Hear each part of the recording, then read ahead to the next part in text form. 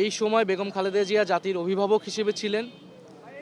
আমাদের এই ক্রান্তিকালে ওনাকে অনেক প্রয়োজন ছিল, ওনার উপস্থিতি। বেগম খালেদা জিয়া বাংলাদেশের ইতিহাসে, বাংলাদেশের গণতন্ত্রের সংগ্রামে, সার্বভৌমত্বের সংগ্রামে অবিস্মরণীয় হয়ে থাকবেন।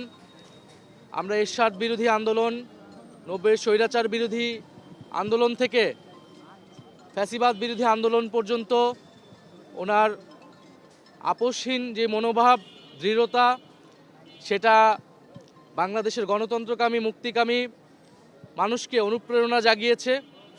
এবং আমরা বিশ্বাস করি বাংলাদেশের সার্বভৌমত্ব রক্ষার্থে, আধিপত্যবাদ মুক্ত করতে বাংলাদেশকে এবং গণতন্ত্র প্রতিষ্ঠার এই লড়াইয়ে, যেই লড়াইয়ে আমরা 24-এর প্রজন্ম আবারও শুরু করেছে, সেই লড়াইয়ে বেগম খালেদা জিয়া অনুপ্রেরণা হয়ে থাকবেন এই প্রজন্মের কাছে এবং ভবিষ্যৎ প্রজন্মের কাছে।